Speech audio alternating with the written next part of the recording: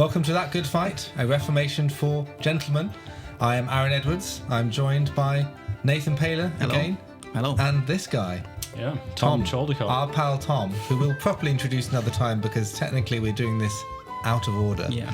We are this podcast is out of order.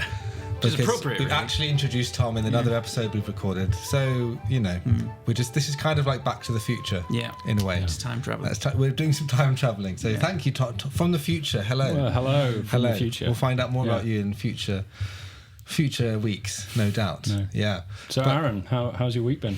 How's my week been? My week has been pretty mad. My last 2 weeks have been pretty mad because I've had my employment tribunal with Cliff College. So that's been quite an interesting turn of events. Yeah. Do you need to explain? I think what's happened? I mean, I think I've heard this a million times. Not that I'm tiring of it, but do people know? Well, I don't know. I don't know who's listening to this. It's true. Okay. Give a pattern, and as the Americans would say, an elevator summary.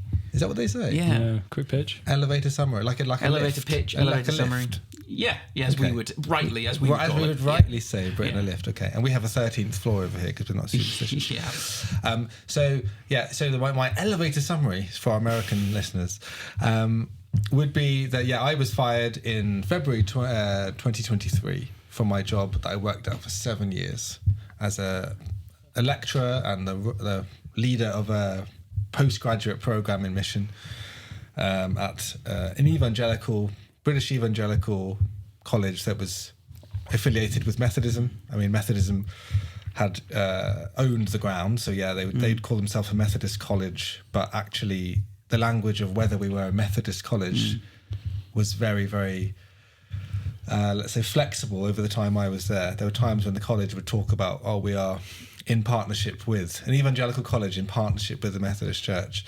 That language started to become, we are a Methodist college, and especially after COVID when we needed more money from them. And that money came in and hooks came in with that money. And the Methodists happened to vote on same-sex marriage just at that time. So it's just like we've got all the madness of COVID and all of the quietism and pietism of evangelicalism being exposed more broadly. And at just that time, one of the college in Methodism, the only British Methodist college left that was evangelical was Cliff College. It has an amazing history of what they used to call aggressive evangelism, which is a great word. They used to have that on their adverts. And we stand for a faith that impels aggressive evangelism. When was that removed? I was trying to bring it back in. I used to cite it in my lectures. I said, you are at a college that had this as an advertising that we care about aggressive evangelism. And that meant kind of masculine, front-footed, taking the initiative. Yeah, I remember going around with you in one of the lessons. I mean, I know you did this many times, but with students like handing out newspapers in the local area. I remember you saying you have to get used to doing evangelism in a way that makes you feel uncomfortable. Yeah, that's right. So there were postgraduate students who would turn up at a week, an intensive teaching week on contemporary practices of evangelism. And there was a postgraduate MA course, or a module. They'd be taking it for credit. And then they'd say, they see this thing on the timetable. On the Monday morning, I'd go through the timetable and they'd be like, what does this say? Evangelistic practice and reflection. And I was like, what do you think it means? We're going to go do some evangelism. We're not going to do some evangelism this week. I came for a postgraduate course in evangelism, in the practice of evangelism. We are going to do some real evangelism. You are going to talk to some people who are not Christians and tell them about Jesus, because you're supposed to be leaders who are telling others to. So how are you supposed to do that if you are scared of doing it, even in this supposedly inappropriate way? So we used to go knocking on doors, which I don't really in a way agree with. Like, I don't like knocking on doors. It's not preferable. To a flesh, at least. But like, there's something in it that will still be helpful. God can open up conversations. And the people who are often and this is pre-COVID actually especially, who are at home in the day, are likely to be the kind who are less frustrated by people knocking on their door. If you're in your house in the evening and you're getting dinner ready or you're with your family, knocking on the door and having a religious conversation for half an hour feels a bit imposing. I think if you're at home in the middle of the day, you might actually be quite a lonely person. You might be retired, whatever it might be. And we actually got in some great conversations. Always, they were always surprised by it. And so those kinds of things. I was saying, look, I had to get clearance from a line manager to do this, as though it would be such a crazy thing. I was like, I did ask him at the time, this was many years ago, I said, isn't it odd that I have to like clear this with you as though this is a controversial thing when the actual college existed? Before it was a college, it was a distributor of evangelistic newspapers. So what we were doing is, when you came around with us, because Nathan was a visiting lecturer on this program, so I roped you in to help one of the days, purely because we've got some previous on evangelism, on controversial forms of evangelism, which we'll probably do a whole episode on at some point. But that was like, I could say, look, this is what the college was. It was a newspaper distributor of evangelistic newspapers, and it became a college 100 so years ago, and then it was known as an aggressive evangelism college, where you could have the advert in the newspaper would be, if you would like to order, literally could order a trek of 8 enthusiastic men on fire for God, please write to the principal at Cliff College, Carver, at once. No, it'd be like, stormtroopers. So I did actually say, I used to say to the students, so if you want to email the principal, just tell him, could I have 8 enthusiastic men on fire for God, please? And of course, everyone's very uncomfortable because of gender and all these issues. What does on fire mean? And worried about what are you going to set some things on fire? I don't know, it's aggressive evangelism.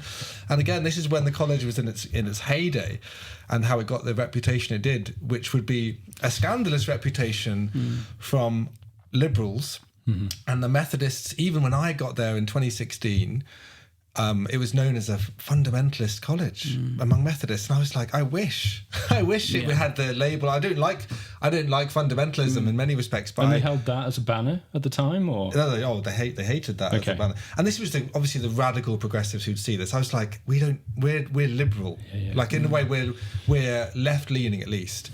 We are technically evangelical, definitely evangelical, and that's all on the signage, on the websites, and there's enough evangelicals around here, but there's loads of other stuff we've let in over the years. That happened over a 20-year period, probably, where it's been more and more weakened and weakened. And then I'm there trying to not bring anything foreign in. So for me, I'm there like I was the most conservative faculty member, but it's not like I'm bringing in something that's radical and go, I want to change the college away from its. I'm like, I want to reform the college back to its roots in any way I can within my capacity. So that was always a challenge throughout my time there. I'm rubbing up against some decisions, but obviously there's certain spheres over which I don't have control, and I'd have to just, okay, fine, can't do anything about that. I'll have to just step out of this fight, that one, try and fight this, and eventually my ability to influence, or my political credit, shrunk every single year, really. After there was a kind of height of it where I was able to have influence on lots of other wider decisions, and then it just shrunk and shrunk and shrunk. So I was really only able to control the aspects I was directly responsible for. I'd be one of the only faculty members who raised questions about significant issues in faculty meetings, and then that just meant almost became this voice of the people who had a problem. I mean, I wasn't the only one who raised questions, but you could see the way people were responded to by the college leadership. It caused issues. Now, over the course of my time there, I then, the LGBT stuff was coming in. We had gay students, we had pastoral issues that came up around that. Then we had the Methodist Church working towards changing their doctrine of marriage, where they were going to not just say, hey, we just believe in gay marriage. They never put it like that. In other interviews I've done on this, you'll have both come across this. They never come and write a report and say, gay marriage, question mark, or I want to have sex with whoever I want. It will be the way the Methodist report was called God in Love Unites Us. It's almost just about God and love and unity. It's not. It's about men having sex with men. Yes. That's what this is about. Yep. That's what this is about. And it's a 74-page report, and it's trying to undo the doctrine of marriage so that you can shoehorn something else in from the world. It was ludicrous. So as a faculty, we're discussing those things as they're getting towards it. It's inevitable that Methodism is going to vote for this. And it was about what's the college's response going to be? How can we remain faithful to our evangelical constituents? And so fighting all of those political battles behind the scenes, I'm writing emails, I'm writing letters. I wrote a letter at one point to the prelate, the kind of archbishop of the Nigerian Methodist Church, who oversees 5 million Methodists, to assure him that the college was going to stay conservative on this issue. And when it came to it, because COVID had happened by that point and the money thing had come into it, all the discussion of how are we going to remain connected and not we're not going to be like homophobic and mean to people who are pro-LGBT Methodists, because we're still somehow in partnership with them. And we're a college, not a church, so it's a slightly different thing to a local church. But we're still going to be evangelical and say this is the norm and this is what we're going to stand for. That's what the discussion was. And then it just changed to we are going to say whatever Methodism says. So they came and said both views are equally acceptable. They must be held up in equal dignity. I said that puts the evangelical in an impossible position. And the student is going to get kicked out or something. I didn't realise it would be the lecturer who eventually gets kicked out. But that's what I said. I was arguing. I was saying this is not possible. You can't tell the evangelical. Yeah. Did any students kind of, whether it is pricked by any of this? Oh yeah. There were pushback within. Yeah, me being there was kind of vital to some of them staying because they were like, oh, okay. And I guess I'm quite as an academic, you do know how to hold things in tension. That was my PhD was on dialectical theology. There are tensions you can hold together and there are things you can't hold together. And it's navigating what is a contradiction that can't be held and what is a kind of paradoxical position. It's also a very human thing, isn't it? I noticed in the Premier interview. Was it Premier? With Sam Hales. Yeah. And he was at one point pressing you on why did you stay there? Yeah. And you did give a good answer to that, but it's also a very human thing to in the moment, it's very easy to look, not in the moment, now it is very easy to look back and say, well, why, maybe I should have left earlier, but hindsight truly is 2020. Yeah. And it is human to hold contradictions sometimes, or at the very least think, well, maybe if I do this, but the potential is cost-benefit analysis, the potential is that something will change, or there is this, yes, but there's also this other thing, and it mitigates that. That's just a very human thing to do, and it's kind of, I did think it was not on Sam's part necessarily, but the general thought that's in the ether, that the general opposition that you sometimes receive on that. It's like, why did you go there? It's like, yeah, but you're not a robot. That's not how this works. And there were some, as you said, you were doing good work with the students, and there was genuine pastoral advance. And as you said, as an academic, you hold contradictions, you hold tensions, we should say. You hold a dialectic. That's the nature of it. And sympathy even for other positions. Okay, I don't agree with you, and I really, really don't agree with you. But in a place of higher education, it's possible to say, you have a completely different view, and I'm going to oppose it. Yeah, and as you said in that interview, it's not your church. No. It's not like a local church where that would bring the contradiction. It would become a contradiction. It would become a compromise. You were in an academic institution that, yes, was ecclesial, and yes, was feeding into a local church. But the whole point of an academic institution, or at least it should be, is the ability to look at both sides and have voices on being heard from both perspectives. That's the nature of things. And on that, it's kind of interesting thinking about, we can point to the Methodists and wanting to align there, but we're also seeing other cultural aspects leak in here, like the fact that we can't have conflict. So therefore, the answer is get rid of Aaron. That's exactly not even kind of engage with maybe this is truth. Like we can't comprehend this on so many levels that the answer is get rid of you. Yeah, and the irony was I actually raised that. Another colleague. There were some good evangelicals alongside me. Some that I was influential on helping to come into the college and supporting when they were there. So I'm not saying I'm the only person who was evangelical. There were evangelical students solidly, and they were encouraged by that. That's another reason to stay, because you're kind of like, firstly, God's called you there. So it's actually not the case that everyone shouldn't be in a situation where they're like, amen, if you're in a great institution that everything's working perfectly. But God calls you to weird scenarios sometimes, and you're not entirely in I'm not saying it's in any way equivalent, but was Joseph was he in agreement with the ethos of Potiphar's house? Yeah, that's exactly it. Sometimes God puts you in situations they're not quite like that, because that's he's actually enslaved at that point. It wouldn't you are free to move and choose and do other things. But in another sense, when you're called and you feel called to follow where God has called you to be, other things come into it. So calling means this isn't an ideal situation, but actually God could be using me here in some way that I'm not even aware of. So I'm there trying to just do good. You're supposed to do good wherever you are and be faithful, and with whatever you can control. So that, for me, that was the tension. It was like, okay, this decision's mad. Don't understand that. I'll raise it privately. I'll raise it in the right channel, and then can't do anything else about it, but I can control this and I can do good here. And also, I assume, so when did you join? 2016? Yeah.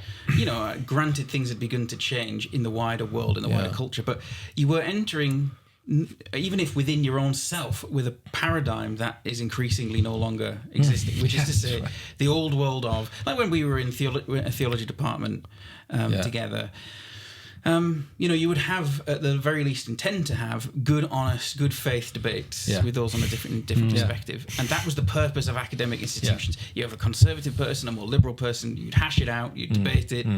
Increasingly now that's obvious. Now that world doesn't really exist anymore. That sort of academic institution doesn't exist. No. But in 2016 or whenever it was when you joined, that world just about still existed. So of course you're going to be in that institution with that paradigm, assuming that mode and that model. Until and as when it stopped existing, and it just so happened that it stopped existing as you were intending. That's right. It was and COVID was the chaos agent. That there was a great fear. I think it was a large part of fear of foreign students not, and generally now, I don't mean Cliff specifically, of foreign money not being there, and the need to protect the bank balance, and we know, don't we, that institutions are complex things made up of many individuals with many pressing issues. I mean, sorry, this is so pretentious, but go and watch The Wire on this one. The Wire is a great one. I've never seen The Wire. The Wire is a great TV show for talking about institutions and the way in which these various variables Is it about the CIA or something? No, it's about Baltimore and and David Simon. Anyway, it's great. Go on and look it up. But so the idea, though, is that institutions are fallible. Institutions are malleable, yes, but they are made up of so many complex parts. Yeah.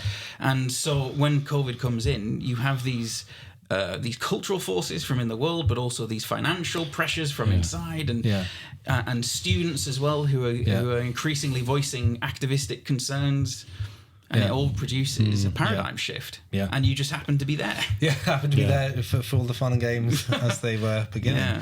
So that's the backstory of it in many respects. But we were just talking before we pressed record. You'll remember, because you actually saved it from being completely memory hole in the in room 101.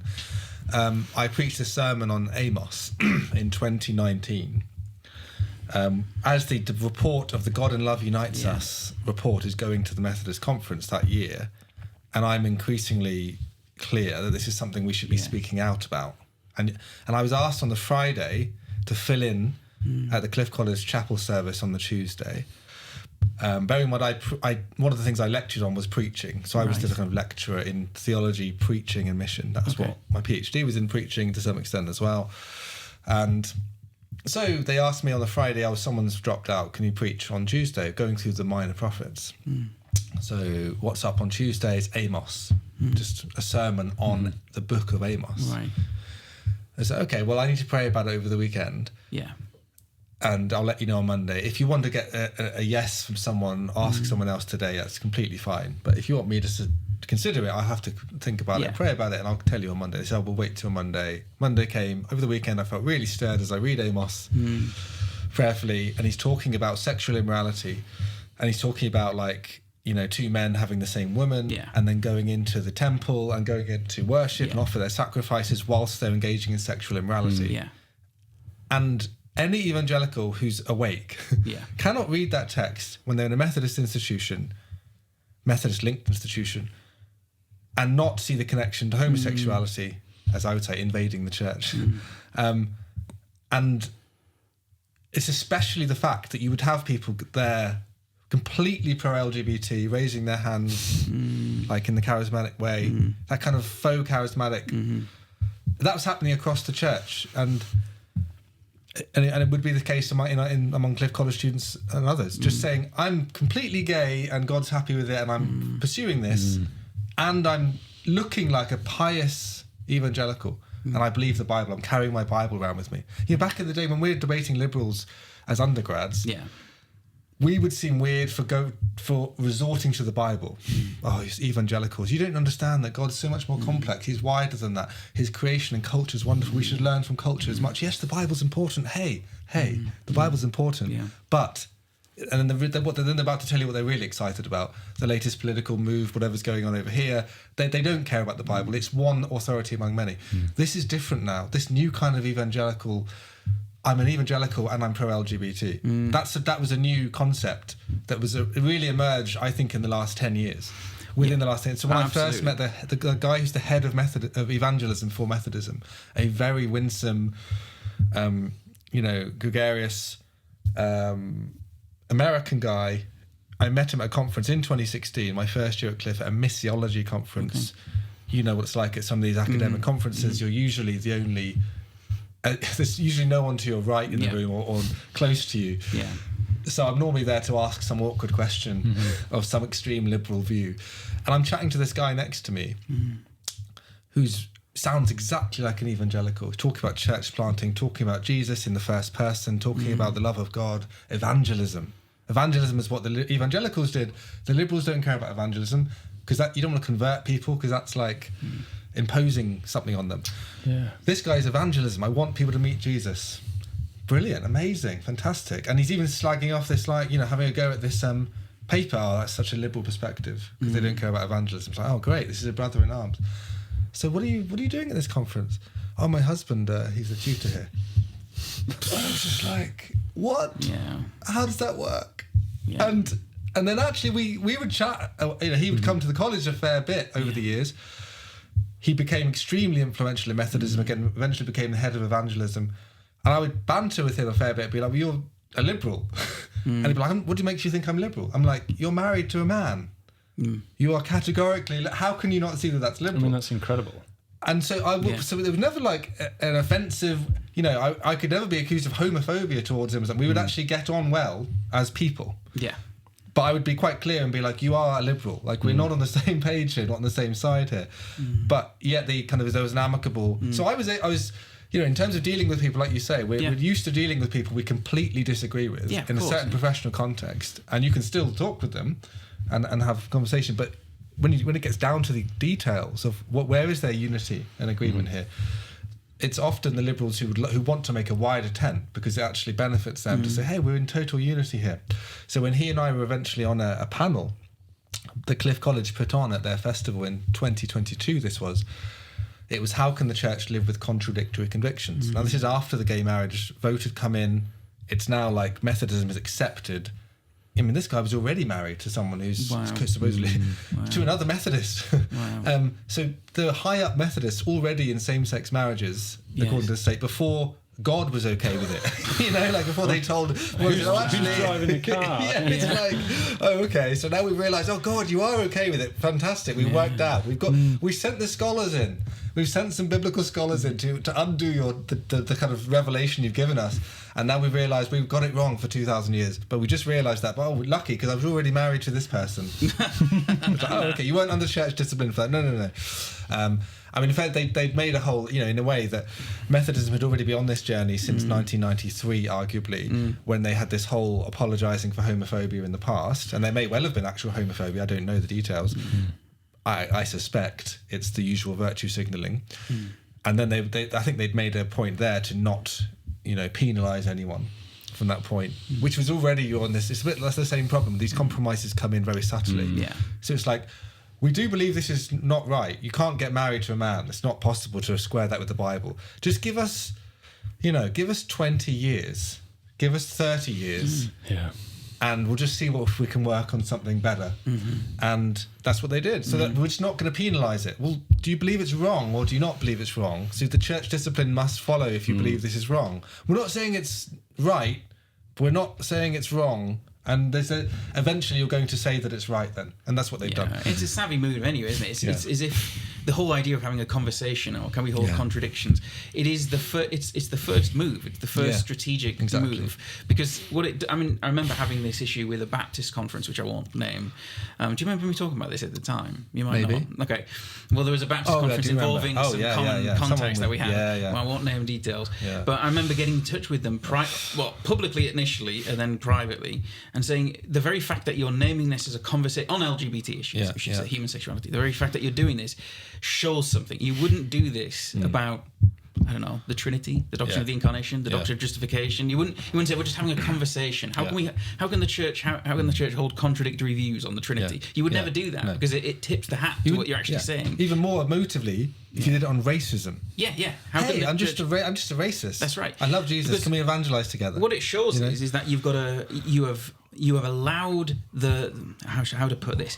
Okay, so rightly speaking, there ought to be this centre that is sturdy and solid and steel that will not budge. Yeah. But as soon as you start saying let's have a conversation about how we can hold contradictory views, you're saying it's no longer made of steel. This thing it's made of jelly. The boundaries are porous, so that it can start to be opened up. We can start to let in more.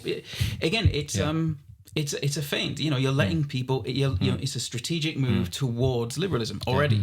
But they think, or at least they convince themselves, that it's nothing of the sort. We're just being open and discursive, and that's not what's happening. No, exactly. Yeah. So what happened next in the story? Yeah, keep us on track, Tom. But so let me. So Amos sermon, right? Yeah. In this Amos sermon, I end up giving. I obviously preach what I believe is right to preach from Amos. What would Amos say today? I think he'd be talking about homosexuality. Yes. He mentions Sodom and Gomorrah. What were they judged for? They weren't hospitable enough. And I say that sexual immorality in that sermon is infiltrating the church. One of these ways it's infiltrating is through homosexuality. That sermon, there's a massive group of guys doing a men's ministry course for some other program in the college that week. So the chapel was packed. Wow. And it split the room. Like half of the people in this men's group, I was a bit annoyed. I was like, I thought they'd all be like gung-ho men. Half of them were clearly not as maybe we're in need of some more men's ministry. But half of them were like, oh, that was so offensive. And obviously they didn't tell me that. I hear that secondhand. The guy who led the men's ministry thing was like really on my side. Oh, thank you. I've not heard anyone preach on this issue for the last 10 years. I was like, well, isn't that magical? Yes. Like, isn't it magical that just the time when they're trying to push this in, the evangelicals are worried about being called homophobic. That's the whole point. That's what they want you to do. They've manipulated us. They've played us. And that's what they want to bring in these moves. It's completely worldly, demonic. And so he said, thank you for preaching on it. The other half, he said there was a mixed group and the feedback was very offensive. I was like, honestly, you listen to it. It's pretty, if anything, it's a bit it's a bit soft. It's a bit like over caveated. Because I'm aware there's a wide, I know there's gay students there. Yeah. And I want them some caveat and go, look, I know there's pastoral things. I'm willing to say, let's talk about this if there's pastoral issues to work out. What does this mean? What does this mean for your life? Some of them are same-sex attracted in their phrase and conservative. Some of them wouldn't use that identity language, but they have those temptations. Others are full-on LGBT and I'm getting married to someone.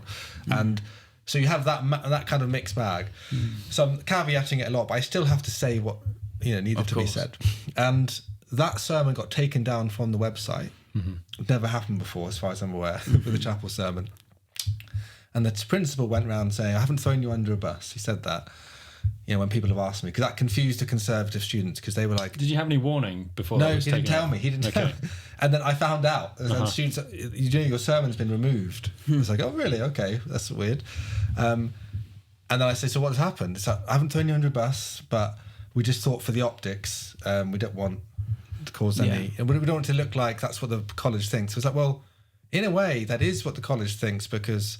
You said we can have contradictory convictions, and that's what it means, right? This is an evangelical sharing a contradictory conviction to a pro-LGBT. So what's the problem?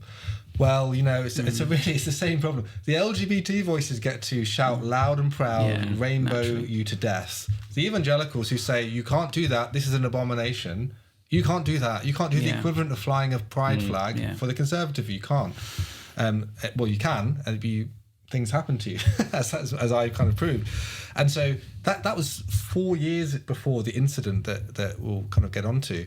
But that caused a bit of a pastoral issue, because one of the gay students who I'd spent time pastorally even trying to help earlier on, just in general, in his faith, he'd come out not that long before this sermon. Okay. He came and... he made a complaint, didn't talk to me, went straight to as these people do today, let's just not talk face to face, Matthew 18, let's just go straight to the authorities and raise a complaint over our fragility. And so then that facilitates a kind of conversation. He wrote me a letter expressing it all. I then wrote him a letter and said, I'm writing a response. This was the student. Yeah, the student. So I wrote him quite a long letter, like 2-3 pages or so, where I'm setting out why I said this and didn't mean to cause you harm, etc. But here's why it's so important that you actually, I'm saying this is why it's so important, because I think you've been lied to. Yeah. And that you're not going to be free if you carry on down this route. Yeah. The principal read both letters. We met together, reconciled. Yeah. And then that's it. I'm not disciplined for that. Yeah. For saying homosexuality is infiltrating the church. 4 years later, I tweet, homosexuality is invading the church. Evangelicals no longer see the severity of this because they're busy apologising for their apparently barbaric homophobia, whether or not it's true. This is a gospel issue, by the way, because if sin is no longer sin, we no longer need a saviour. No substantive difference other than the word invading rather than infiltrating. I'd written and said stuff on podcasts very similar. LGBTs imposing itself on the church, creeping in, encroaching upon the church. It's all of much of a muchness. The reason the word invading in my tweet caused such a stir is partially because the former Home Secretary, Suella Braverman, used it to describe immigrants in, I think it was in November 2022, so about 3 months earlier. Was not really au fait with that, what was going on with all of that. They kind of think that's me jumping on that language and trying to accuse gay people of being like, invaders. And that's I'm like, bonkers, isn't it? It is bonkers because I really Terminally online. I mean, the terms last 3 months. Yeah. And it's also like she didn't invent the word invading, right? No. So you can use it. Yeah.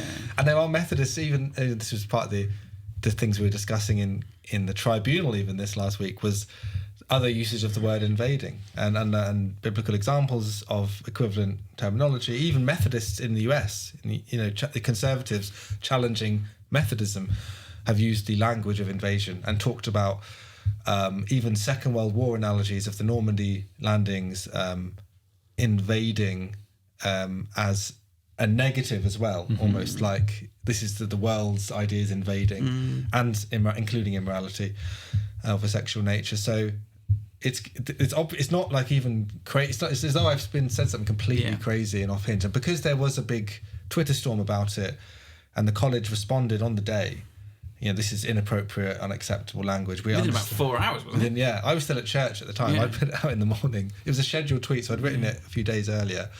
Is there someone's role within the college to keep an eye on Twitter? How did that happen? I tell you what, the interesting thing that happened is sad, really. A former colleague of mine, who would be one of these open-handed evangelicals you could actually have a good conversation with and would be kind of quite friendly, but you just knew where he stood. So he was actually kind of a better liberal than others because you could have a proper debate. He saw it and he emailed the principal at like 9:30 in the morning. I didn't know that till I saw all of it's full disclosure.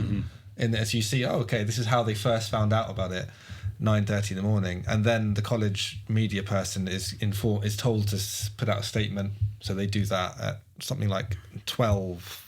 I think it was just after, sometime after. No, it might have been before 12. So again, I get home from church about 2:30 or something, and I see 25,000 views on the tweet, and a lot of swarming around and lots of angry people. And the college already said something a few hours earlier. It's like, oh great. So this is like, okay, this is going to get. Wasn't it also retweeted by the British Methodist Church? Oh yeah, they jumped on it. So the Methodists themselves jumped on it. Yeah. With what angle? With like, we're so sorry if you've been harmed. If you want to, this is very terrible. And people jumping on there, kind of accusing me, saying I should be fired. I can't believe, tagging Cliff College and going, I can't believe Cliff College would allow such terrible behaviour. If this is the kind of person that Cliff College employs, if this is the kind of language I think I might have to take myself elsewhere. So putting this kind of pressure on them again. So the Methodist liberals are themselves completely not in line with their contradictory convictions, and they don't really want you to have the conviction and share it. They might be happy with you having it in your heart as long as it doesn't come out. That's right. It feeds the evangelical pietist impulse of just like, I'll have the belief privately and I won't bring it into the public square. That's what they expected would happen because probably they thought, well, this is what they've been told and that's what they've been taught. But I was saying, no, the whole time I've been saying we're supposed to proclaim what we believe is right and true in the moment. This is a tangential point, But there's something as well about the culture of social media here as well. So like, I was thinking there, imagine if this happened. Imagine if you were on Twitter. When did Twitter get invented? 2007? 2008? Something like that. So imagine that just so happened, it happened in a totally different year, 2009, in the nascent days of Twitter, right?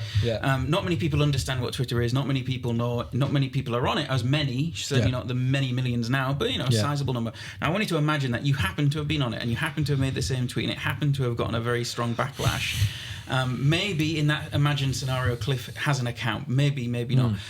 Would they have responded in the same way? You see what I'm saying? In the fact that we are so obsessed with social media culture, like the very fact that you know for a fact that person who first sent the tweet on was not sending it on for any greater reason other than the fact that he or she saw maybe a few dozen nasty comments. It's like, but so what? Like, what does it matter that there are a few dozen nasty comments against you on Twitter.com or X.com as it is now? Like, who cares? But it's because there is so much stock even in these institutions placed in social media appearances and in the culture, the terminally online culture of modern society. So it should, the sane response should have been, well, this is unpleasant. Let's have a little think about how to, even if they wanted to talk in these terms, let's have a little think about how we talk online. Well, let's move on. Lessons on Monday. So what does it matter? Well, this is the funny thing is, by the way, firstly, the person who actually sent the email was actually saying that the language was homophobic. Okay. Which is completely wrong. And the college hasn't even been able to put, they have never said that, and they still to this day haven't said it's homophobic. Okay. But they've been responding to the Methodists and liberals who do think it's homophobic. This person wasn't a Methodist, but was a liberal evangelical. I don't even know if you could call him an evangelical anymore, but he might still own that label. And it was actually about the language, not even about the tweet storm. Now, the reason I was eventually, disciplined, sanctioned, was because of the tweet storm, bringing the college into disrepute. And you can't control what brings someone into disrepute. But there's this nebulous phrase, that wasn't really highlighted or gone into in any great detail. But I think you're right, that it's the fear of the repute around social media, the kind of buzzing around it, the power it holds. And they know that they see the secular way of responding to this. The institutional way is to just make a big apology. But it's illusory. The same thing. I mean, this has been proven so many times. If you just don't make an apology and just ignore it, it disappears. In fact, someone who cares? But what are you even apologising for? Yeah, well, exactly. Unless you say, well, I guess you could say, oh, actually, on reflection, I don't agree with the language I used. So you have to agree with them in the apology, really. Because if you do I've had this before in another podcast, Pod of the Gaps. We had a Twitter storm in 2021. Where someone disagreed with a thing we did on men and women. Again, I think it was pretty could have been stronger, and people didn't like it and started really pushing for apologies online. And we did a kind of like, oh, sorry if you felt offended, you misunderstood. That's not an apology. That's not an acceptable apology. So what you mean is you need to impose it. You need to win. You want to dominate, and you want to say that we're wrong. The answer is either ignoring it or just saying no apology, get over it. And it's unfortunate because they need, I remember that Twitter storm, that one of the Pod of the Gaps thing. I remember several people saying, well, it is in the Christian wheelhouse, so to speak, to be meek and to be self-correcting. And that is true. And if there was a genuine error, it does need to be accounted for. Repent. But absolutely. In terms of this power dynamic, this power play that you now see, and obviously was most prevalent in the Twitter thing with Cliff, the answer is not to go, oh, I'm so sorry, because it'll never be enough. It's like throwing red meat to sharks. Exactly. And these people are also, again, they're terminally online. It's hyper-inflated. The importance of it is hyper-inflated. A lecturer at Cliff College has made this comment, so what? Because the ground reality is what matters, not what's happening in a tweet, which will be here today, gone tomorrow. Even if it's 100,000, 200, it was about, 600,000 by the end, wasn't it? Well, I mean, in court last week, they produced metadata on the tweet, and said that the reach was like 5 million. Great. But on the tweet itself, it only says, thank you. I don't understand how that works. It says on there, it still only says like 360,000 views or something. So I don't know how that works. Maybe what was their point behind raising that piece of data? To show how far and wide the message had gone, how much disrepute I had caused. because potentially 5 million people have seen it and responded to it, or did they manage to put like a financial quality to that as well? No, it's very vague. So it wasn't like, he's lost us this much money. However, I could argue to them, I couldn't put a figure on either, but I said, my argument is you caused yourself disrepute. Yeah, well, exactly. You raised, I think you raised, you raised, you brought attention. You broadcast it, yeah. And you said you made, and actually that turned the evangelicals against you. Yeah, as I was it about should, to say this. As it should. I was about to say that in a hypothetical, again, alternate universe, alternate dimension, what would have happened if they'd gone, you know what, we stand by the comment. Yeah. You might have lost a lot of people in the Methodist Church, but can you imagine the international Methodists, the international Americans, like, wow, someone's standing, this is great. Yeah. They would have earned so much money. They would. So much more money, and it'd been so much more. I mean, granted, it's a very different vision. They would have lost staff and faculty. I get it, but a different future was in front of them. Absolutely, they had a choice. It was like which way. I think I was chatting to Andrea Williams, which we'll talk about Christian Concern later, and she was saying, it's like they had that moment. Do you trust Christ? Will you follow Christ or not? And they had that, and they wouldn't see it like that. They'd be like, no, this is just a procedural thing. It's just a policy. It's just a social media issue. It's just repute. It's nothing to do with, are we following Christ or not? That's just a hyperbolized. No, it really is that. And this is the lie. It's like, here's this amount of money you're getting here, which comes with all this hooks. It's compromise. It's your 30 pieces of silver. Yeah. It doesn't look like it's bad. It looks like you're still following Christ and you want to be nice and compassionate to these people who've been hurt. And you've got this straw man of all the homophobes out there who used to oppress gay people. So you're on the side of Christ in some way. I'm just someone with a different opinion. It's not really a big deal. It isn't that. It's literally you're being bought. This is your Danegeld. This is your... Here's the money. But you could even... if you follow God, if you follow God's word, you will be blessed great in far more abundantly. So I think it's completely right. Yeah. They're scratching around off this little... amount of money that they can get, and they could actually have this abundance of blessing. It could be financial and people, but even in greater it will be faithfulness. They will be blessed with from being faithful. It would come with opposition. It would. I understand that it comes at a cost in that regard. It would take considerable courage and conviction, and also stability of endurance of conviction. Of because when there'll be multiple moments when it's tested and you go, hang on a second, is this right? Is this right? And you keep going. But you just have to look at what happened next to you, which of course is a nice segue, I suppose. But with regard to when the Americans came, like the Rohirrim over the hill, on what, day 2 or 3? Just how much support and provision can be given. It was amazing actually, because it's when I tweeted, and the college didn't like that I'd done this. It was in my gift to do it. I said publicly that I'd been suspended for this tweet. I mean, I was suspended immediately. So I came into work the next day. They had emailed me on the Sunday afternoon, and I don't check my work email on a Sunday. Why would they think I would? I was at church at the time, and I don't want to check my work shouldn't email. Be working on Sunday. We'll get on to Tom's Sabbatarianism soon. But absolutely, even non-strict Sabbatarians, I think Christians... Right, it's the Lord's Day, It's very important, I think... So I came in, and they were just about, I had read it, and I decided to... My clarification tweet, I did a load of clarification tweets in the afternoon, this isn't representative of Cliff College, it's not homophobic, I did about 4 or 5 or 6, maybe. So I did all of that. In terms of the repute, I did all that was in my gift to defend the college from disrepute in the way they think it is. After they tweeted what they tweeted without talking to me. So we still haven't spoken to them. I come in and I see their email. Little do I know that at that moment at 8 a.m, they're having this crisis meeting where they're panicking about my situation. I get in, I read their email. Can you take it down? We'd like to have a conversation. We think it may be in breach of our social media policy. I reread it and I was like, no, it isn't. I haven't defamed anyone. I haven't been discriminatory. I haven't attacked any people. I haven't attacked a colleague or a student. I don't know why is this out of sync with freedom of speech and what we're allowed to do. And and I said I can't. They said I can't take it. I said I can't take it down in good conscience. Sorry. I'm sorry for causing you unwanted trouble here. I said that was my apology. I didn't want to cause you loads of trouble. I know that this is probably a real faff. You don't need this right now. But I can't take it down, especially after everything that's happened and everyone's attacked me. If I take it down now, it's me saying, I agree with the people who are attacking me. And I don't want to stand by the truth. Well, this would be you taking your Danegeld. Exactly. Yes, so absolutely. So I can't. So I said, I'll look forward to let me know when you'd like to have a conversation. I actually want to have a conversation. I get an email. The principal would like you to come to a meeting at 4 p.m. And I get there, and the first thing he says is, "Aaron, this is not going to be a conversation." Okay, so when is this conversation going to happen? I'm going to read you your suspension letter. So he reads the suspension letter. You have to leave your office by 5 p.m. You have to clear everything you need, and you need to email me all the work you were going to do over the next 2 weeks and pass it on to someone. I'm like, that's quite hard to do in the next 25 minutes. And if you don't leave your office by 5 p.m, you'll be escorted off campus. Wow. It's just and you're not allowed to have any contact with students or staff.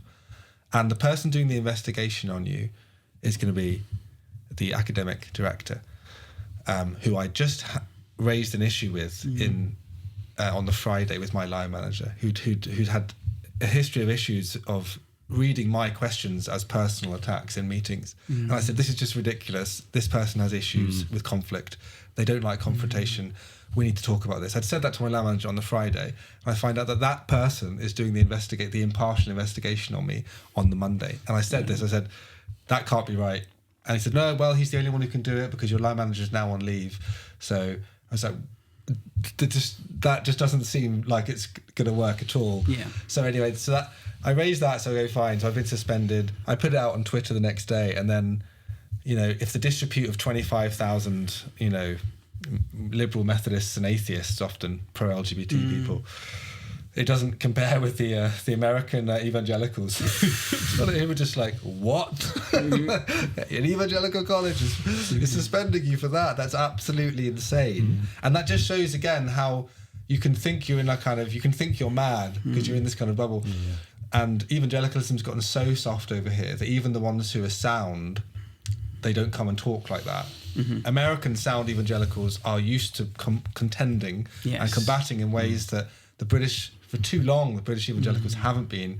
So even the evangelicals who would agree with my view would be like, oh, wouldn't put it like that, a bit unwise. So I got a lot of messages like that, like I wouldn't have phrased it like that, or occasional public. I'm not saying I'm entirely in support of what he said, but we probably shouldn't suspend him for something like that. That's how they would put it, which the Americans are like, tagging Cliff College, no, don't send anyone here. These are bad people. This is red flag.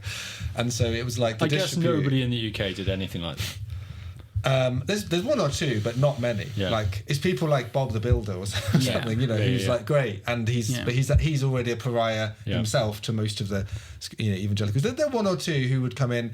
Only I think one person from another Bible college in the UK. So think about someone like who's technically your colleague. In a way, you don't know them, but they're in departments in Bible colleges across the country. We're all evangelicals. There aren't that many Bible colleges, maybe about 10 or 15. And I get one email from, I won't say which college from, because they told me, this came up in the staff room today. Don't tell anyone. I'm emailing you from my personal account. Wow. Please don't mention that I actually agree with you in public. And everyone else, nothing, because they're terrified. They don't know what they can say. This is the lonely sphere we're in. So just thinking about, you're in the college. There are students who potentially agree with you. Thinking about kind of why you're there. Well, if you're not there and you'd left earlier, say, you've got a lot of individuals who are potentially sound. Are isolated and alone. And this is almost the reason that we're having this conversation and this podcast exists. Like I was thinking the other day, how many people can I count that are kind of robust, faithful, would kind of declare this stuff? Like, it's really limited. Absolutely. And, and here we are. Exactly right. Yeah, and I think that, funnily enough, the letters that were then coming in to the college, they got loads of letters from angry Methodists and people who knew exactly the right words to use to cause. So some of them are clearly coordinated, like high up Methodists had coordinated letters. I'm positive of this because they used the same phrase, which was like, what Aaron Edwards has done will inhibit Cliff College's ability to attract, recruit, and retain a wide diversity of students. I think that was the phrase. And I was like, 3, 4. They've gotten together. They've looked at a policy and gone, if we all put this in there, this is evidence that Aaron has caused the kind of disrepute that could lead to him being dismissed. And that's what they know is going to happen. And has that disrepute led to a decline in the number of people kind of engaging with joining? It's hard to know. The Students. college is already lots of Bible colleges are struggling, and the college was no different. So I wouldn't say it's not like it was going guns blazing. One of the reasons I put Cliff College in my bio, I had to make this point in court, sometime in 2022, because I recognised that people kept emailing me going, "Oh, I listened to your podcast, or I see what you've been writing. How do I apply to Cliff College?" And then we're in faculty meetings where they're saying, "Numbers are down. We really need to work on recruitment." So I'm like, well, rather than here's my my personal views have no have no impact on the college. Yeah. I was like, actually, this could be kind of a boon for the college because we are still saying that we're evangelical. I mean, I don't think we're consistent in it, but there are enough evangelicals here, even among faculty and students.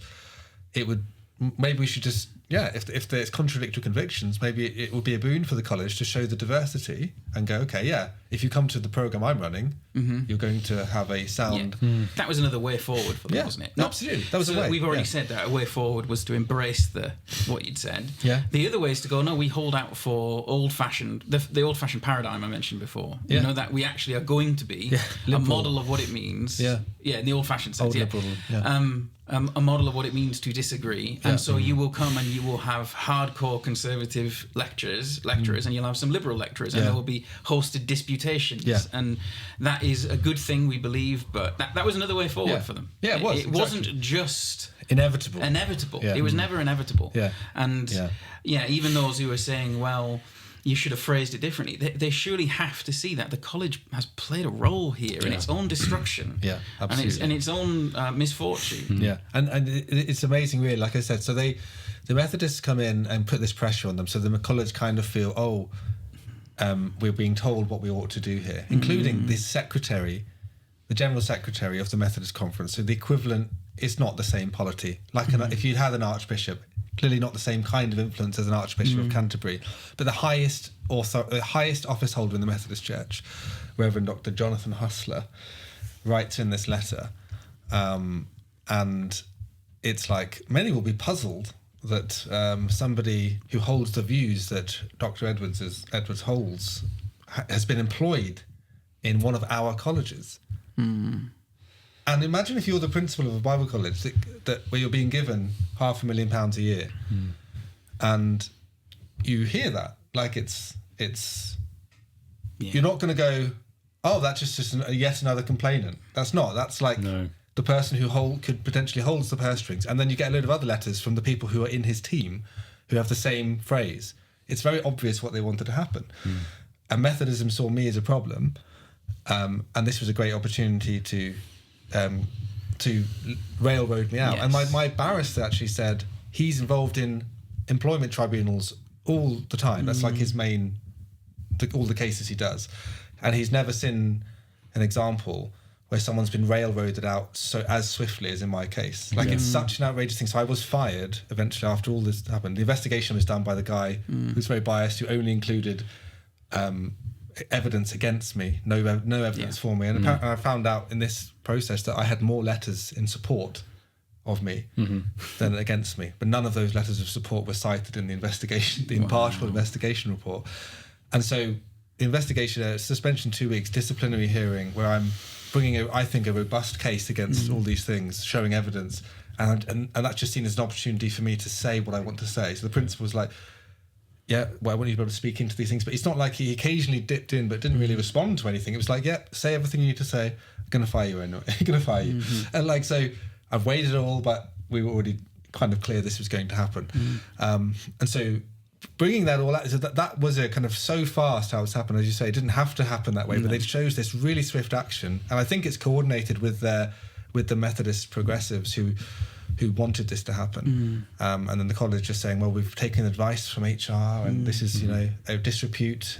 We can do this. Like, you don't have to do this. This isn't like. And I said, you don't have to do this. It's the Methodist Church that's kind of putting this pressure on, and you have a choice now to be cowardly or not. And they chose cowardice. They chose the Dangale.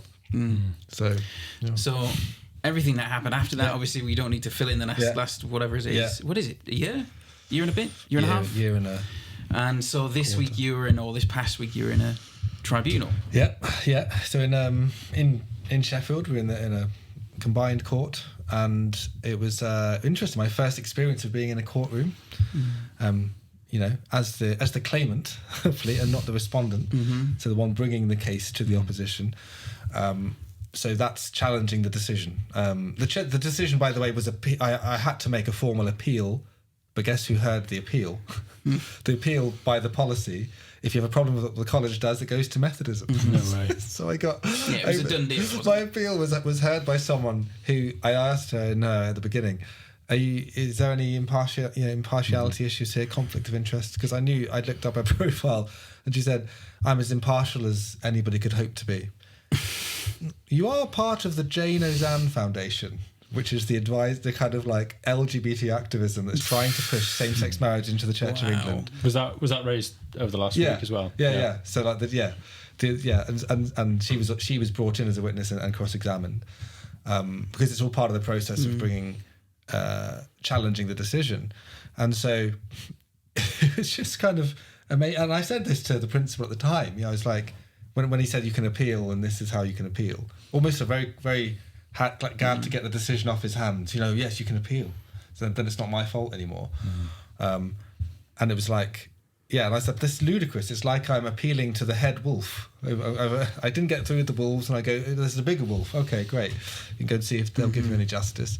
That's all that's being raked over and then discussed, and questions being asked in court this week over that decision, over whether my views were discriminated against because of having conservative Christian views, which is definitely what I believe has happened, and I have so much evidence to argue for it. Again, I didn't even think of it the way that it's amazing how God's providence works, because I remember writing these long emails sometimes thinking, gosh, this is just going to fall on deaf ears. Oh, here's a statement we're considering. I'm going to really put the comments on that I think need to be made. But I have record of all of that over 5 or 6 years. At the time, I'm thinking they're not going to listen to this. But it's kind of a good thing to be faithful in those small things that you don't even know what the fruit will be, right. and they might go nowhere. In fact, you even said this to me once.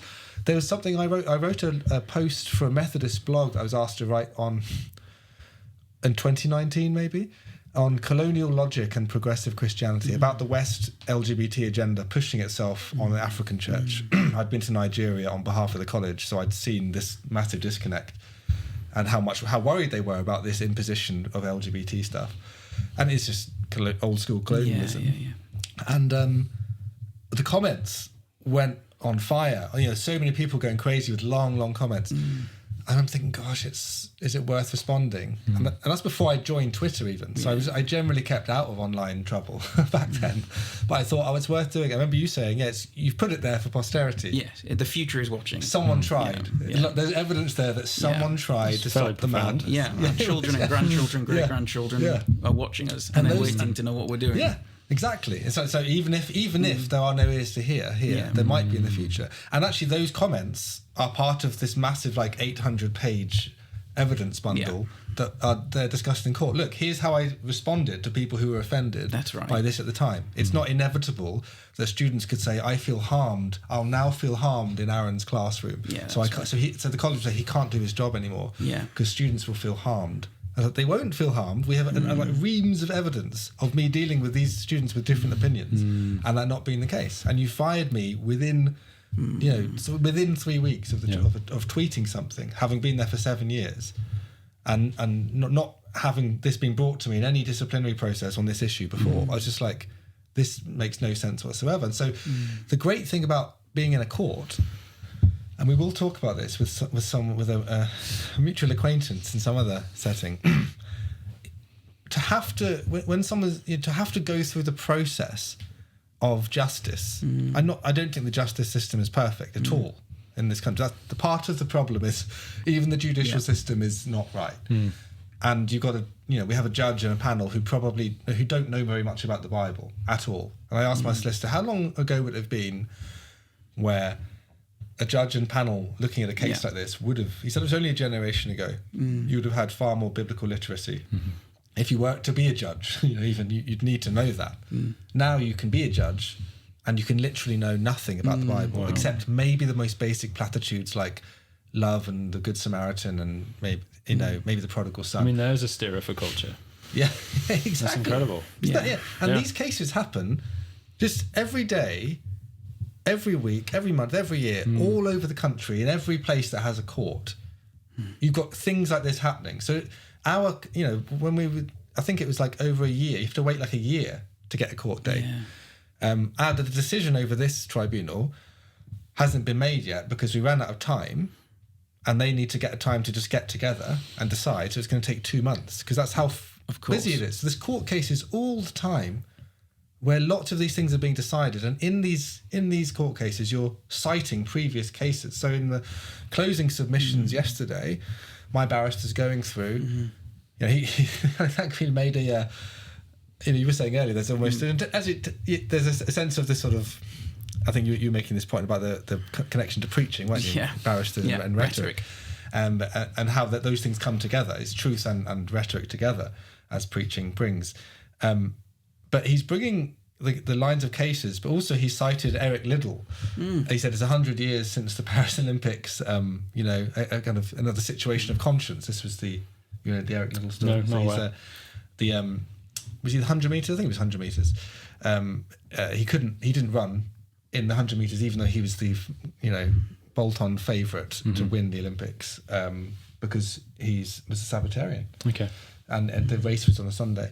And he had views that would upset people as well. He had very conservative views too. And his conscience stand meant he couldn't do that. He ended up winning 400, was it? Yeah, I don't know. He raced another thing. He'd never done this other race. On a Sunday. Which is amazing, which wasn't Sunday. Same as how you said, I feel the Lord's pleasure when I run. Yeah, I feel the Lord's pleasure. So it was a conscience issue, basically. He's making this point. And this was kind of interesting. It's like, I wonder if that is technically irrelevant, but the rhetoric was interesting. She's like, look, let me just remind you, 100 years ago, there's someone else who made a conscience. This is a similar kind of situation of someone who cannot, in good conscience, come back from their belief. It's a belief issue. It's not just you've used clumsy language. I don't think it's clumsy. I thought about it, and in court when I was asked about it by their opposition barrister, I said, I don't disagree with the language. I pinned it to my profile this week. I still think it's the case. I still think homosexuality is invading the church. I can't say that it isn't that. I can't say that, but that's a bit too strong. It isn't too strong. It possibly isn't even strong enough. It's like there's loads of examples of people who would put it even stronger. And I think it's something unwanted. It's a foreign army, as it were, invading your kingdom. It's something from the world. It isn't something from within the storehouse of the Word of God, of the church, of the kingdom of God. It's an invasion. Yeah. And because it's now being sort of set up shop, and we've got rainbow flags here, so just I know this is well trodden, but you also didn't say homosexuals. Yeah, absolutely. I mean, there is a difference, because that is more personally directed. You said homosexuality, which again, unless you're deliberately being obfuscatory, it's clearly a reference to a broader movement, a broader cultural movement. You're not literally saying that the sexual orientation is invading the church. That would be the most absurd reading. It's clearly you're talking about a cultural move. I mean, it's an ideology and a sin. Just a habit that is also becoming more prevalent. Yeah. And I mean, funnily enough, we could get into a whole thing about the whole orientation piece, couldn't we? Because that language of sexual orientation is itself problematic. But anyway, that's another discussion for another time. But I do think, basically in the sense of like, this is a conscience issue, this is a freedom of belief issue, an expression of belief. And so it's like the debate, the college's, argument is just, it's against the policy, and this is...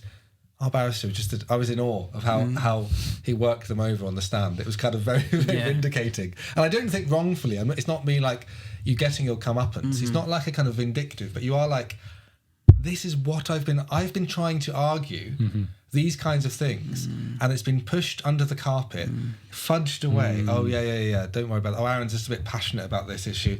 Aaron's just a little bit too militant on this thing. He cares a bit too much about this issue. He's not politically savvy enough on these, whatever there is in their mind, I don't know. But basically, it being ignored, given what you think is a completely reasonable case in all sorts of different forums, and then nothing happening, and you're just going mad, banging your head against the wall, and then seeing someone who's very, very skilled, who knows the legal precedents, who's not allowing them, and he has the liberty. Like in a faculty meeting, I could press a bit back. Sorry, that's not quite right. Sorry, you're saying this, but this is the case here. I could do that a bit, but there is a time where you just can't. You have to let it go. Yeah, just socially, you can't keep doing it. You don't want to be a jerk. Yeah. And they still thought I was a jerk anyway. Like I think they still thought, Aaron's too. I'd give up so often. I was often, the fact that nothing really changed proves that I didn't just dig a hole in the ground and say, right, I'm going to keep arguing. But it's his job to do that. So it's quite gratifying to be like, no. Answer the question, please. And they try to evade and say, well, we would use that kind of, yes or no.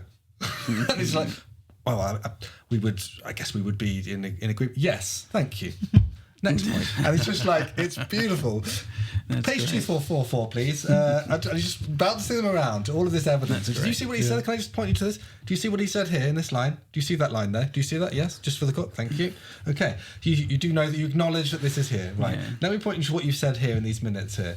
And then even something that I found is great. It's kind of a team effort. We're all kind of looking at the documents. Like, I discovered something in the minutes of the meeting. Yeah, again, because they have to disclose it all. It's great.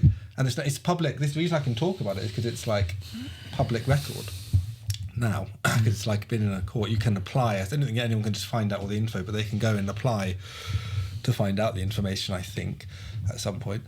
I found in the minutes of the meeting of the senior leaders, it's quite dramatic, really. If you can have a dramatisation of the moment, the minutes of their meeting at 8 a.m. on the Monday after the tweet is them discussing what to do next. And the principal says, someone suggests what you said. Maybe we should just leave it for 7 days. Like a fairly new member of staff who was probably just like... Sweet son child.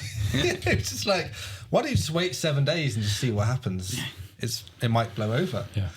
I was like, good idea. And then the principal says, the principal's worried at AC.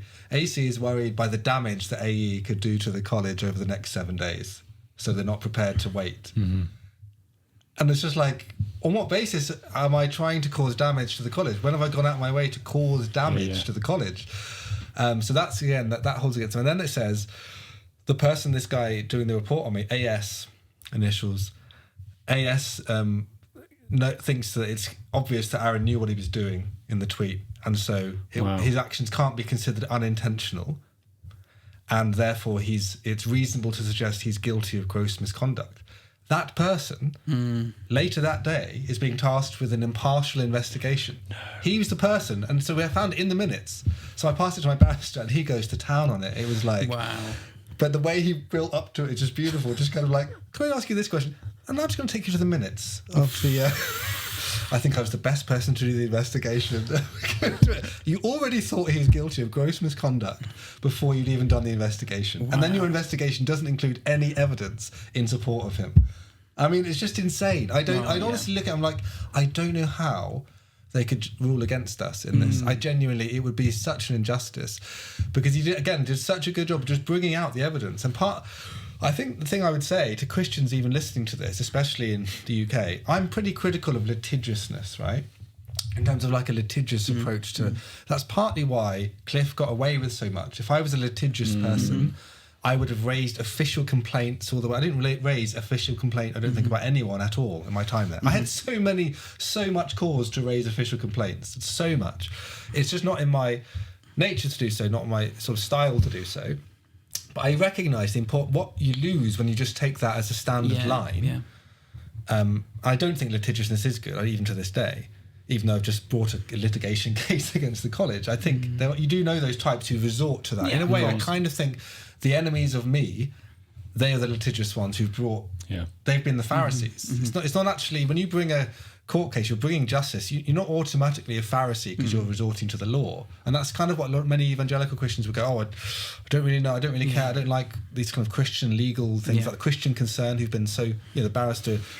the reason we were able to do the case was because Christian Concern supported me in it. And, they cover the costs of that, which is incredible and really difficult.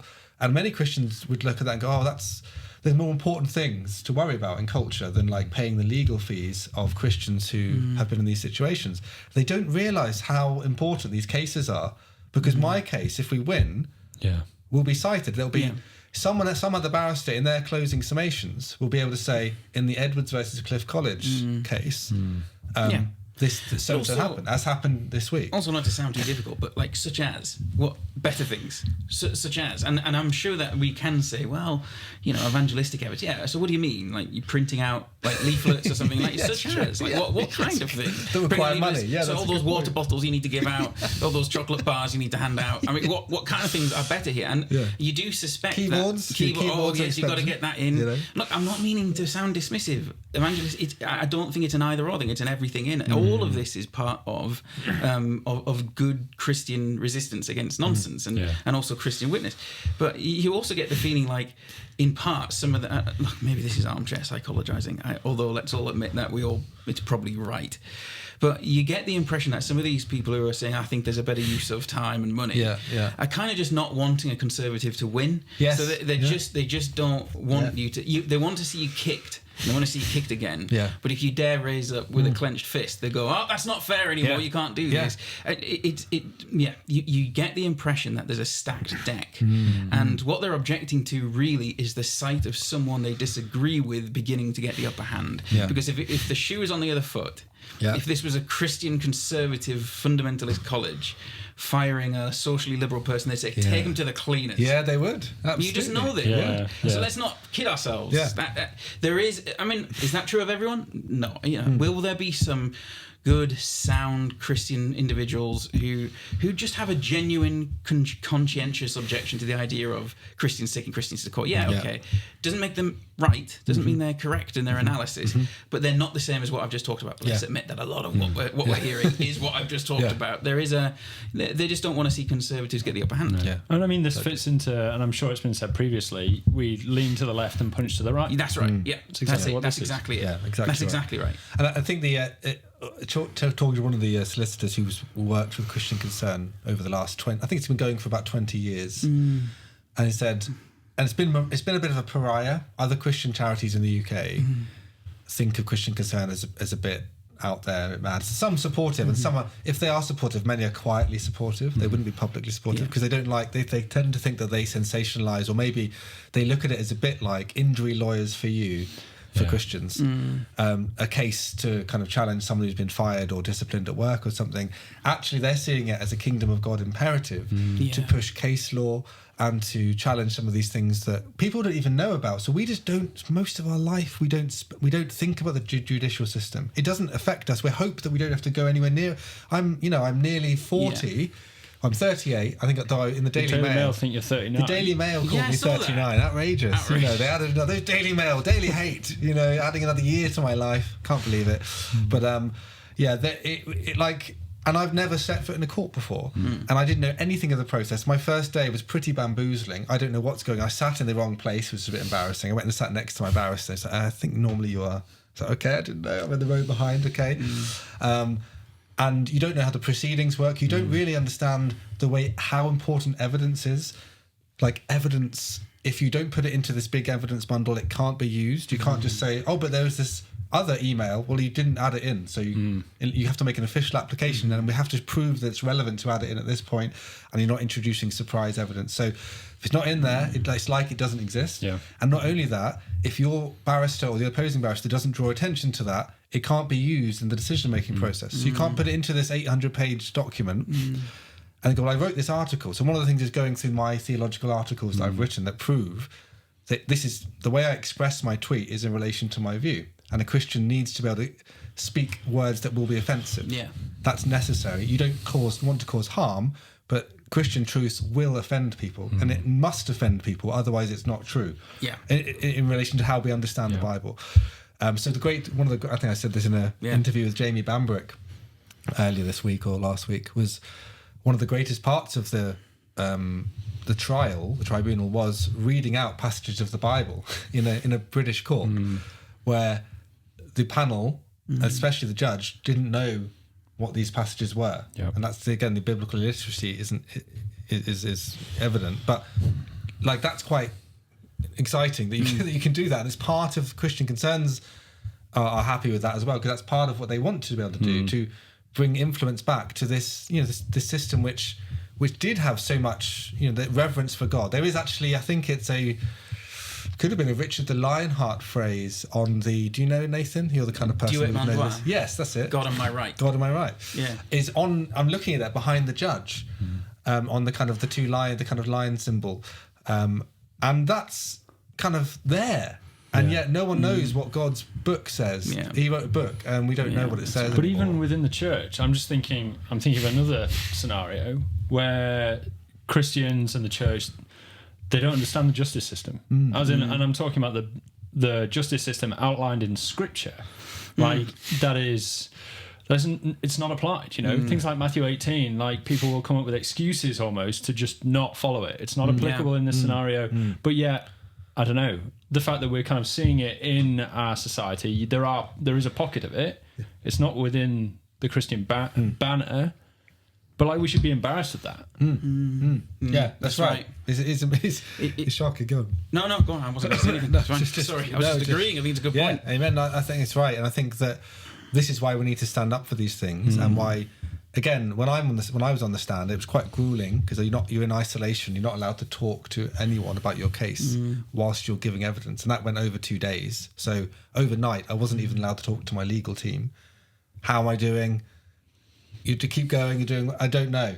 I don't know if I'm actually. I'm just. But I know that one of the helpful things that's a side point to my own case that I'm actually bringing on my own behalf is that there's a public proclamative wing to this, which is hugely important, more important ultimately in the grander scheme of things. It's more important by far, and it's like not just sort of like, oh, let me answer the question to get out of trouble, which is sort of where they were at when they were asked questions. How can I evade saying anything? I'm more thinking I want to use this as an opportunity to tell everybody who can hear with ears to hear why it's important to stand by things like this and why Christian truth matters. That's right. It's like. And I really, really do actually care about people who are LGBT people. I actually care about them more than they do because they're lying to them, or they're happy, or at least they're so evasive that they think, oh no, we're evangelical. We don't agree with same-sex marriage. We just don't agree with your way of going about it. It's like nonsense. You don't care about those people. Yeah. You're happy for them to carry on being lied to accept this as their identity, to be under God's judgment. But you don't really believe God judges. But you'll still happily do your big festivals and talk about the cross. Even agreeing with penal substitution, preaching messages on the cross. Jesus came to. Why did he die on the cross? Like, why does sin matter? I mean, you can't preach the gospel if you go soft on sin. You can't even tell people the good news. You spoke earlier about seeing them give witness and they're kind of squirming. Yeah, you know? Absolutely. And like, it's beautiful. Entirely. That's my point. Like, if we are faithful to Scripture, we don't actually have our own opinions. Yeah. You know, we are relying on truth, and we don't need to be embarrassed of it. We have nothing to be squirmful about because we are just pointing to Christ and we're pointing to the Bible. Absolutely. So like, the kind of, you know, I see it with pagans quite regularly, like kind of watching them squirm because they don't have this confidence that exists in Christ, and just thinking about how that maps onto, you know, the two parties that are in that court case. Yeah, exactly right. I think this is why it's a really good point. It's actually like, you know, indicative of that. And it's kind of a shame that there was some press coverage on the first day, but it makes sense. The judge had to issue a court order to protect the anonymity of some of the vulnerable students who were cited as having difficulties. I won't go into detail on it, but it was, I think an example of what Joe Rigney would call emotional sabotage. And that's something that, so go and look that term up or that book up. And I think that's what was happening here, and it was being used against me. But some of the Daily Mail, that's the kind of detail they are interested in. And so they were, because it's, again, public knowledge, when it's been given as evidence, before the court, they were publishing stuff about that, and then the judge has to issue a court order, which became kind of interesting. Like he can say things. Just do it. The power of the word, of authority. I feel like, wow, there's another parallel to preaching here. When you're leaning on authority, the judge is sitting in a position of authority. He's been delegated this authority by the crown, with Richard Lionheart's phrase, "God am I right," above his head, and he says, "This is, yes, I see the point. This is the opposition raised it. Actually, we need to maybe protect these students." And he's like, "Yes, this is now in effect from right now. I've said it. It's a law. Like you're not now. It's illegal right now to print something. So if you're about to press enter on your, I'm just about to publish a story. It's now you're not allowed to do that because I said it. I thought that's kind of powerful to even witness the power of a judge. And you think of all of the language of judgment that's positive in the Bible that we as evangelicals, because we're scared of looking like Pharisees, the notion of justice and judgment, we just squirmish about. We squirm about that as well. And if God has to judge, it's kind of, he technically has to judge because I guess he's holy. But really it's about the good news and Jesus died for you. That's great. Amen. We want to keep preaching the gospel. But the gospel is more powerful and more profound when you know that God is a judge with the blood authority. speaks a better word. Isn't it? Blood's taking away from Christ. That's right. Yeah. So even at the cross, there is a word of command. Yes. That the blood speaks a better word than the blood of Abel. Absolutely. Abel. Yeah. Getting mixed up there. No, exactly. Yeah. So really, I guess off the whole, there's so much more I could say about it, but it's good that you've been able to give a summary. Elevator summary. An elevator. Thank you, long Americans. how many floors are on this? This is a huge elevator. I mean, goodness me. Goodness huge gracious. lift. Sorry, I should say. Yes, let's get it right. But like I said, I want to put a shout out to if people don't know about Christian Concern, I just think they have this their legal team is the Christian Legal Centre. Just the way that they, again, to have a barrister, it doesn't actually work directly for them.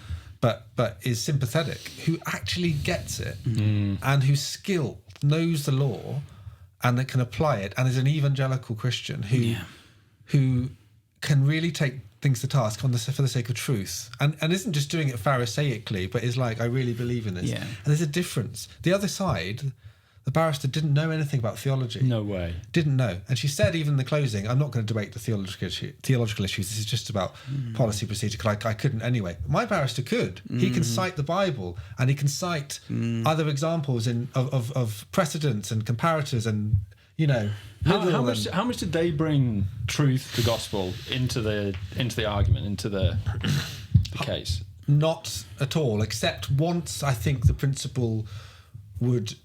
only in response to a question that our barrister asked, in terms of like when he's getting into the Bible, he'd then say, I think the example that I'd used in my witness evidence was Paul caused a riot in Ephesus. So does that mean Paul brought Christianity into disrepute? He's not trying to cause a riot. There's actually there's a concern over the fact that you don't want to cause trouble for the sake of it. There's good trouble and there's bad trouble. But and I think there's a phrase that I cited on social media earlier today.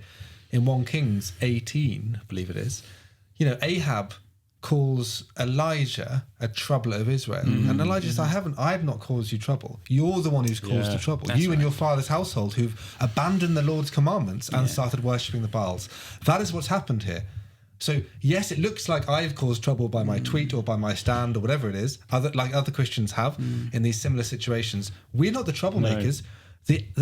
The devil is the troublemaker, and you siding with the devil is what actually allows you to do that. I mean, this is funny enough. Some of the tweets about one of the reasons why they say I brought the college into disrepute. They're citing all these some actual homophobic people. Often they also jumped on.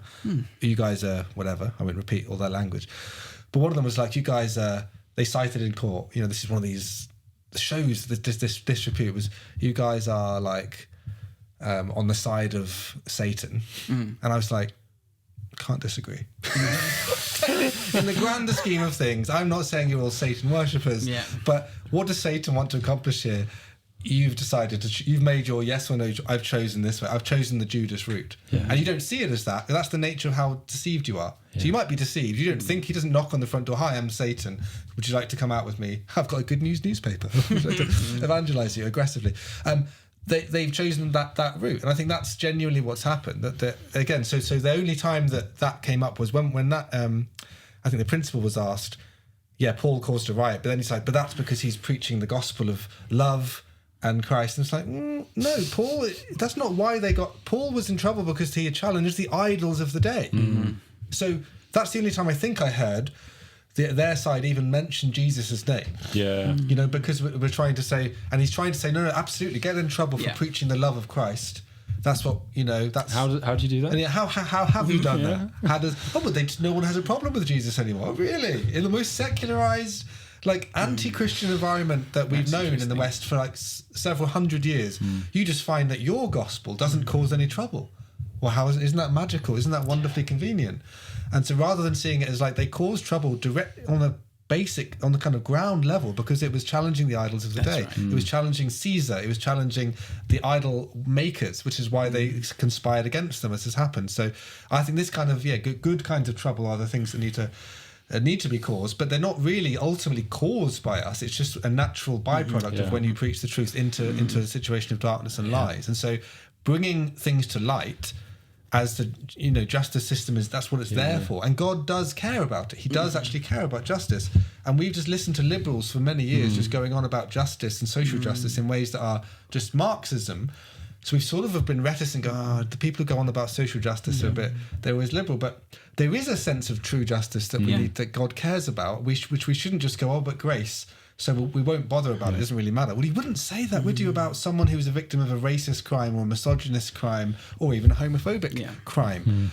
You wouldn't say, it doesn't really matter, it's grace. No, of course not. So it's just, we have this weird sort of sense of double standards, and we should care far more about this and support those kinds of causes and charities for pushing that. Because again, my solicitor said, if it weren't for Christian concern in this country for the last 20 years, there would be far, far less Christian freedoms than they even are now. So if we think it's bad now, they alone, and there are other organisations like this, the Christian Institute, there's ADF and others, but they're pushing, I think, on the front line. I can't believe it. And they take on the harder cases. So I think they've managed to win freedoms for Christians or protect them for longer. So you can't just complain about woke and in your nice evangelical church and then do nothing about it. It says, Paul says in Romans, doesn't he, the kingdom of God is justice and peace and joy in the Holy Spirit. Now, the last few years, especially since the George Floyd stuff, lots of those sorts of flabby Protestants have thought themselves very up on what justice means. Justice shall flow like mighty rivers, etc.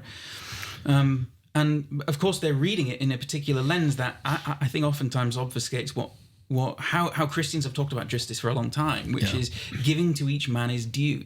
That's the classical definition, certainly the classical Christian definition. Giving to a man what he is due, what he is owed. That is to say, there is a restitution aspect to justice. And one can rob a man of justice by depriving him of what is rightfully his.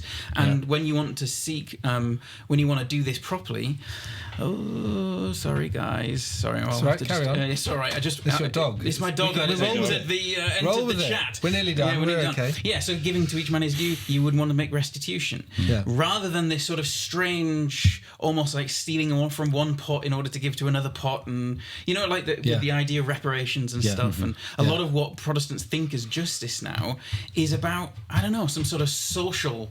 I apologise about this. My golden retriever has made her way through the door. If the dog knocks over everything, all the equipment. Yeah, exactly. She can just sit here for a time. There you go. She's made an appearance. She'll be a surprise guest. But yeah, so my point though is it was almost telling. I was thinking this when you were telling the story. It's almost telling because it sounds like the college's side was very much a managerial case. Case that is full of all about policy, all about what is right, what is whether you've technically brought the college into disrepute. Whereas your barrister, by the sounds of it, we're going, no, hang on a second, you've robbed Aaron of justice here. You have not given him his due in this situation. This isn't about policy and letter of the law. This is about you have acted in a disgraceful fashion. So you're right, Christians should be more concerned with these, with exactly this as a priority. I think we've touched on troublemaking as well. And like your point there that you are not actually the troublemaker. They are the troublemaker. And I think, I don't know, maybe it's a discussion for a future episode in that there is a right place for kind of exposing their troublemaking and standing up for truth. And the result might look like what the pagans describe as trouble, but that's actually, if anything, it's more justice. And we need to kind of debunk that particular kind of definition, really. Absolutely. And conscious of time. Absolutely. And that is the definition, that's the essence of what that good fight is about, really, isn't it? So on that wonderful troubling note, and before your dog entirely destroys all of the equipment in the room, we will sign off there. So be strong in the Lord and in the strength of his might, defy the devil and act like men, love the brotherhood, fear God, Christ is Lord, God save the King. Amen. This is that good fight.